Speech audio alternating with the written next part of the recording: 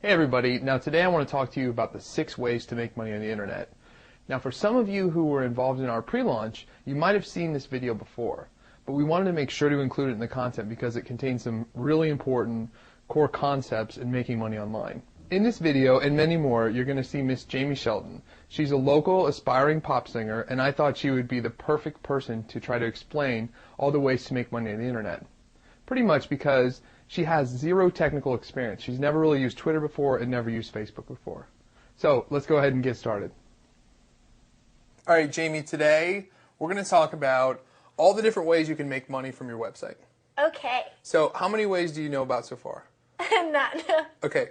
Well, we did talk about affiliate marketing, but we didn't really talk about it on how you can make money from on your website. Yes. But there's also many, many other ways to do it. So we're going to kind of start with, I'm going to kind of do a little, it almost looks brown even though it says black, but whatever. Okay, so here's our site, and whatever. Okay, so here's our website right here. And we'll call this Jamie's Jewelry Extravaganza website. Okay, that's it, basic gist of it, okay? There's several ways to make money on the internet. The first and easiest way is donations. Okay, now that's basically where you're just soliciting people to give you money. Now you're probably like, why would people give me money? Yeah. But when you're giving people value, and this is a key thing, like if you start a website, Jamie's Jewelry Stuff, and every day you're talking about jewelry, and you're like, okay, today we're going to look at this kind of jewelry. I'm going to give you the positives of it, the negatives of it, where you should buy it, where you can read more about it. That's a huge value to your readers. Mm-hmm. And as you start to build an audience and a readership, well, then people just want to be a part of what you're doing, and they want to help you out. So what we're not doing when we do donations is we're not going like, hey, send me 20 bucks. Instead, what we do is we say things like, well, there's things like Amazon, some stupid tape on my foot.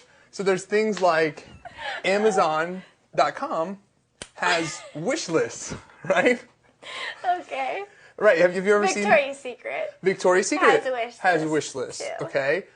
Pampered Chef has wish lists. My wife always sends me things she wants wherever they're at, you know? So all these places have wish lists and stuff like that.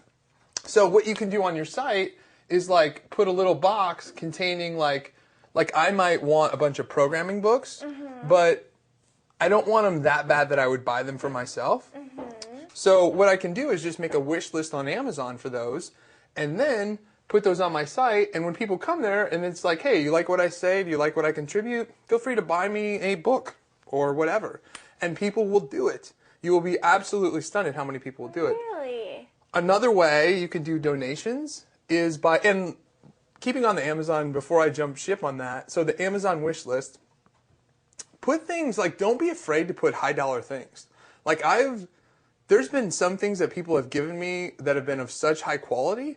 And I mean, you could have somebody roll up on your site who's like CEO of a $1 billion company. And whatever you just said totally revolutionized his thought process in your business. Doesn't really matter what it is. Mm-hmm. Or maybe you just gave him an idea to buy his wife something for Christmas and he's like, I'm hooking her up. Mm-hmm. So don't be afraid to list high dollar items as well. Recently there was a kid who wrote a WordPress plugin and he was giving it away for free. And when I went on his site, he had an Amazon wish list and he had everything from like $1 to like a $190 book. And I bought him the 2 most expensive books he had on there just because I really wanted to show him my appreciation because his WordPress plugin saved me thousands and thousands of dollars. So don't ever undervalue your advice or yourself. And if you make an Amazon wish list or something like that, you want to just put everything that you really want on there. Mm-hmm. Okay? So pretty easy. Okay. Or Victoria's Secrets. That would actually be interesting if they have a Victoria's Secret's wish list. Mm-hmm. So you can actually make that and be like, buy me some from Victoria's Secrets. Yeah. I have a feeling females would do pretty well with that. More so than Amazon. More so. I have a feeling that guys would be way more inclined to buy girls lingerie or something like that. Not me, of course, because I'm married.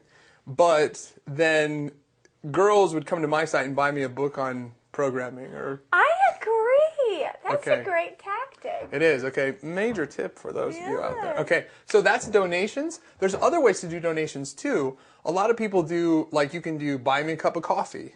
You know, like, did you like this? I mean, that's a very small micro amount of payment. There's a gentleman named David Taylor who writes a daily, and all he does is a daily Q&A. And you could do that too with your jewelry site. You could be like, Ask Jamie Wednesday, where people could actually write in, you know, questions and saying like, I know you're an expert in the Swarovski crystal area. Did I say it right? So they could say like, tell me what's the difference between that and this, and then you could make a public post about it. And it's like, was this post helpful to you? Buy me a cup of coffee, you know, which is basically all they're doing is sending you like $5 PayPal. But when 20 people do that, that's $100. When, you know, 200 people do it, it's $1,000. So it's just all relative. So several ways to do donations and not be a scumbag about it. And not be a scumbag. Well, I mean, you don't just want to solicit your people like, hey, anyone want to give me money? Here's a cup. You know, here's a cup, everybody. Drop some money in my cup. That's kind of what I call being a scumbag. Like, you don't want to be the guy at the party who everyone is like, hey, watch out for so-and-so. He's going to ask you to dinner and sell you insurance, right? Because you've collected this audience that come to your site every day. And the last thing you want to do is be the scumbag who's like driving them away. So do it in a nice way. Like, have an Amazon wish list on the site or something.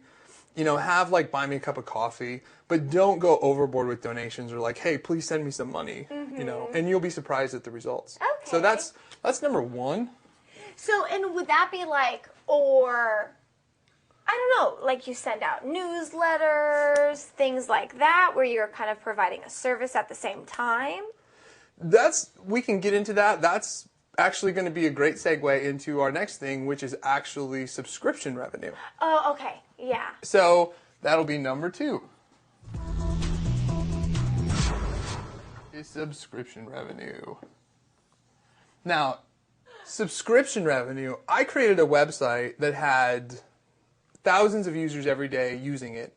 And one day I thought, I have all these forums of people using things, and I thought, I wonder if anyone, and I was having some money issues. So I thought, I wonder if people would pay to be like a premium member and have access to special parts of the forums, and they could also get like a little cool avatar. And that was all they got. Well, in 2006, there was over 70,000 paying members. So from 2005, when I first came up with the subscription idea, and then to 2007, all people got for $19.95 every 6 months was a special avatar and access to forums, and over 70,000 people signed up for it. So that's basically $40 a year. It's over $2 million a year, and I was not doing any. That's just like was kind of free money. And the reason people will do a subscription like that is because, again, they come to you. They just want to be a part of what you're doing, and there's an extra value there. You know, to be like, because it kind of like those people got extra, and it was in the whole forum community would encourage other users to sign up. They would be like, hey, you know, I want to answer your question. Why don't you become a premium member to the site and I'll help you? And these people were just regular people, just like me and you. It's just amazing when you offer. Now that's just one part of it. You can offer many other things with subscription revenue. Like maybe on your site you do a special video post like once a week that, you know, only members of the Jamie Jewelry Club can receive. So you can charge like $10 a month to be a part of that or something like that. And it's all really, really simple to set up through PayPal. Really? So, Okay. So subscription revenue is my favorite. It's really like, it can be like an annuity if it's set up properly, because it just goes on forever. I mean, I still have websites that we're still receiving subscription revenue for that have been around since 2002, 2003.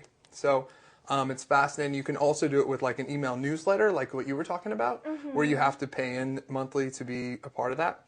And all of these things we're actually going to cover. I'm just kind of covering the big whole picture of all the different ways to make money online. Okay. Okay. Number 3.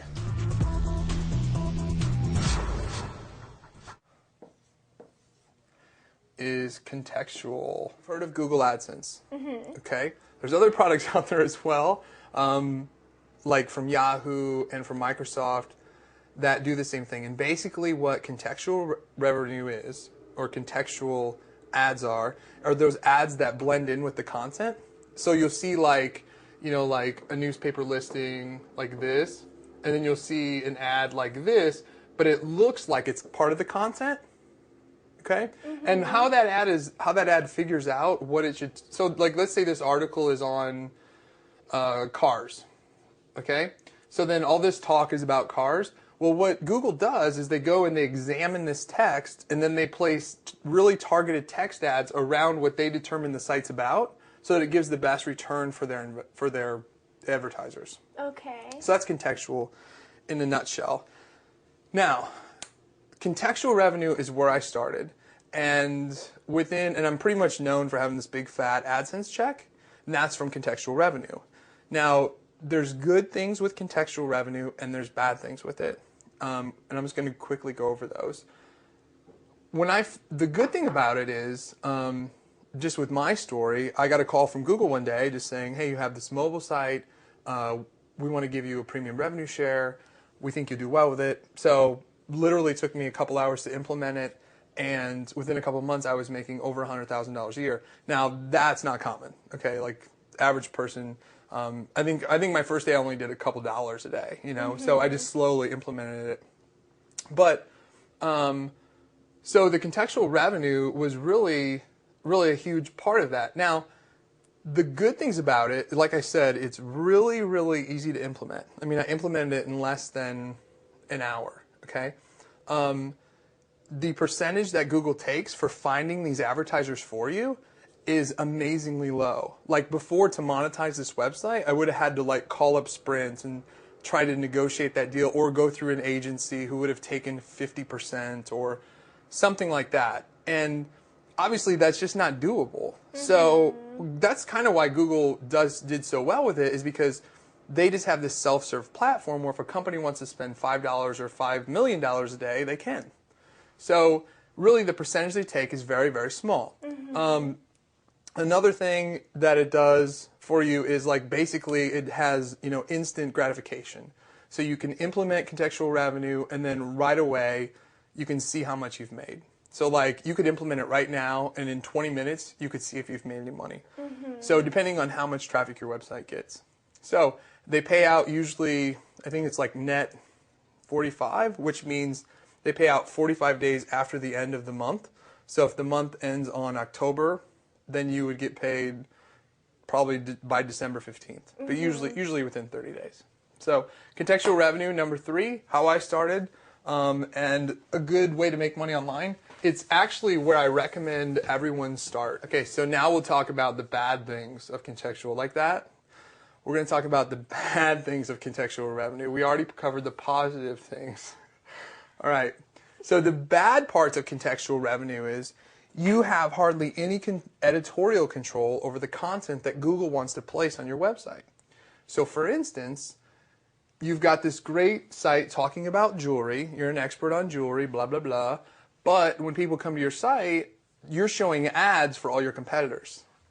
Okay? So you're getting a couple pennies when they click. Maybe you're getting a quarter, 50 cents. But then you're driving people to their website where they could be monetizing with donations, subscriptions, every other way, and some of the other ways we're going to talk about. Okay? So that's a big negative to contextual revenue. I'll give you a better example. My wife you've met my dog Baxter. Okay? He's he's cute. Thank you.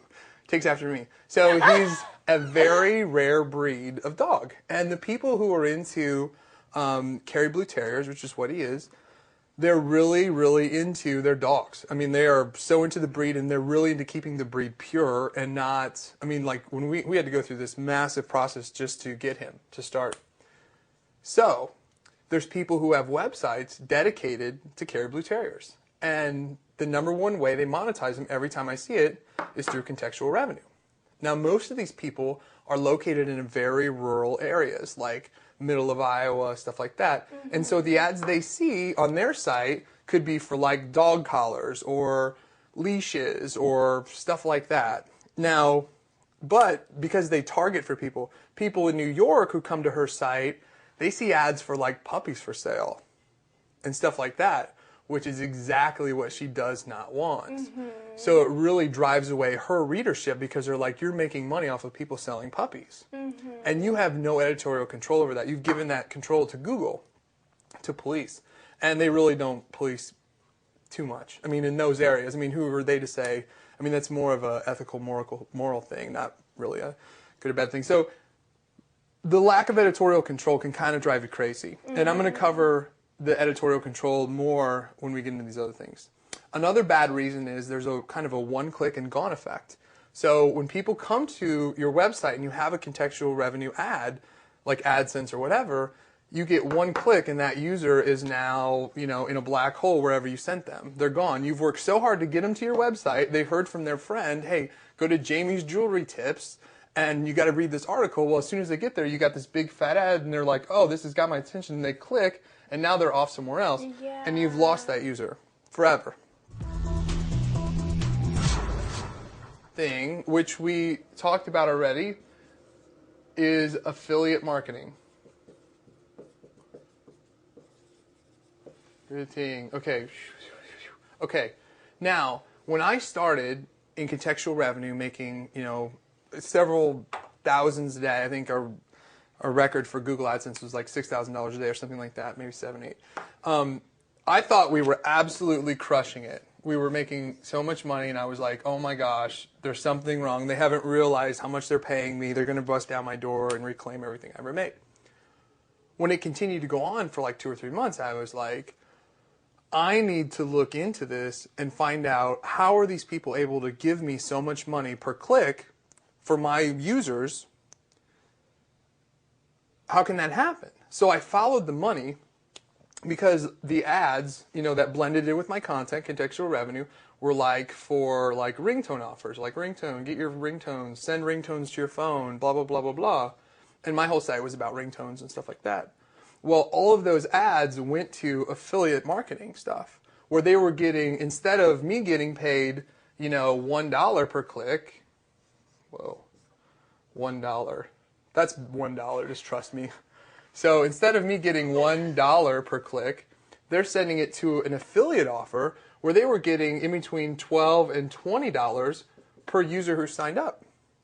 So now, and usually the average, what's called the EPC, or earnings per click. Mm-hmm. So my earnings per click here were $1, and I thought I was really banking. Mm-hmm. But these guys, their earnings per click were $2 to probably $3. So they're doubling what I'm making off of me. Mm-hmm. Never mind what Google's making too. So they could probably even be making up to $3.50 when I was only making $1. So once I replaced my contextual with my affiliate marketing stuff, which was like the mobile offers and stuff like that. And for more about affiliate marketing, it's a little bit more in depth than what I can cover here, and we already do a video on it. So please make sure you watch the affiliate marketing video, because we go pretty in depth about it. So instead, then I took these offers and replaced them on here, and we increased our income by threefold. So instead of doing $140,000, then we were doing like almost $500,000, or in some cases quite a bit more, just by doing affiliate marketing. So the next thing, 5, there's actually 6 ways to make money. I don't know how I forgot that. So the 5th thing is direct ad sales. This is pretty straightforward. This is just where you've got Jamie's Jewelry Box. It's also, it's probably one of the most lucrative ways to make money on your website, but it's also the hardest. It's very hard to get direct ad sales until you have an enormous amount of traffic and readership and audience.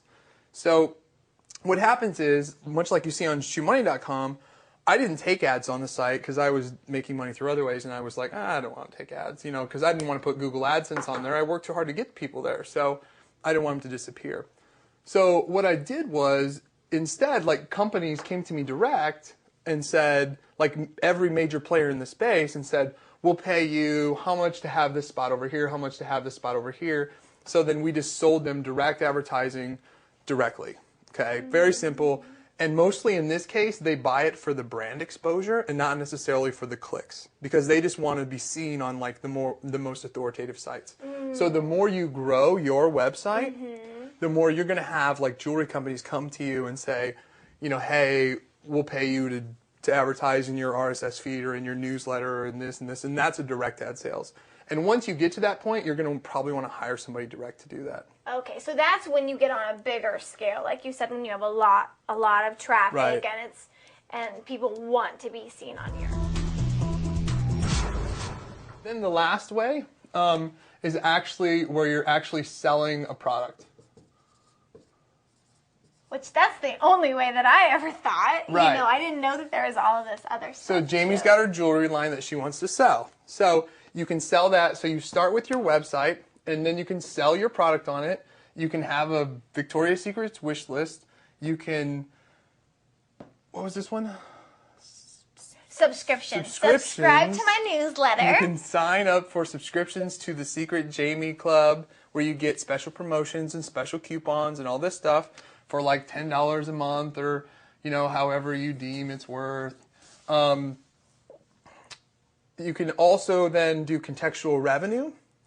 You can do affiliate marketing, because there's probably other jewelry stores out there. I know ice.com has an affiliate program.